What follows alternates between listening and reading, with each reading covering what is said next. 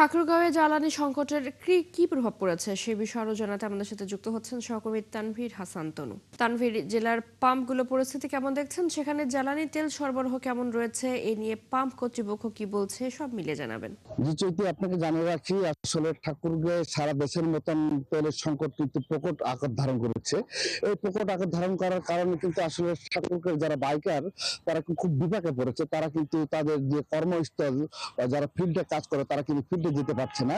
এতে করে কিন্তু তারা পেট্রোল পাম্পগুলোতে দীর্ঘ লাইন দিয়ে অপেক্ষা করছে। কেউ রাত জেগে নিজের গাড়ি পাহারা দিচ্ছে এবং যে বিশাল লাইন আপনি আমার পিছনে আপনি দেখতে পাচ্ছেন, কিন্তু বিশাল এক লাইন অপেক্ষা করছে। কিন্তু তারা কিন্তু গত রাতেই কিন্তু তারা সিরিয়ালের জন্য অপেক্ষা করছেন এবং এতে করে কিন্তু বৃষ্টিতে ভিজেও কিন্তু তারা কিন্তু তেল নেওয়ার জন্য কিন্তু সেই অপেক্ষা প্রহর গুনছেন। আমি একজনের সাথে কথা বলবো, আসলে তিনি কতক্ষণ ধরে অপেক্ষা করছেন সেই বিষয়টাকে আপনাকে আমি জানতে চাই, ওনাকে আমি শুনতে চাই। আসলে আপনি কতক্ষণ ধরে তেলের জন্য অপেক্ষা করছেন? জি, আসসালামু আলাইকুম। আমি গত রাতেই 7:30টার দিক থেকে এখানে অপেক্ষা করতেছি। 7:30টার দিকে আমি এখানে উপজেলা আসছিলাম একটু কাজে।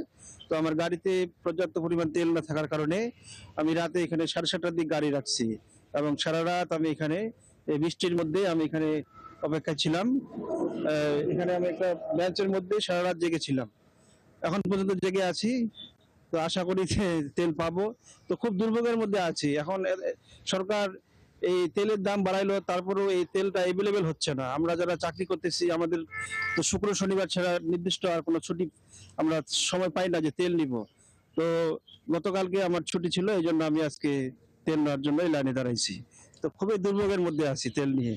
আসলে উনি যেমনটি বলছিলেন, আসলে ঠাকুরের প্রতিটি মানুষই আসলে যারা ফিল্ড পর্যায়ে কাজ করে এবং যারা জরুরি প্রয়োজনে মোটরসাইকেল চালায় তারা কিন্তু খুব ভোগান্তি পড়ছে। অপরদিকে ঠাকুরকে যারা ডিজেল চালিত পাম্প রয়েছে এবং পেট্রোল চালিত যেসব পাম্পগুলো রয়েছে সেচ কাজের জন্য ব্যবহারের জন্য তারাও কিন্তু বিভাগে পড়েছেন, তারাও কিন্তু তেল পাচ্ছেন না বলে আমাদেরকে অভিযোগ করেছেন।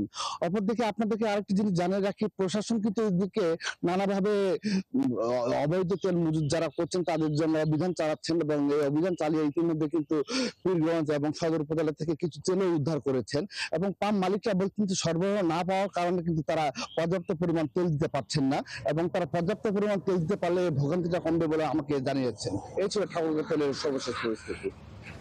তানভীর, ধন্যবাদ আপনাকে। ঠাকুরগাঁও থেকে জ্বালানি তেলের সংকটের বিষয়ে জানাচ্ছিলেন সহকর্মী তানভীর হাসান তনু।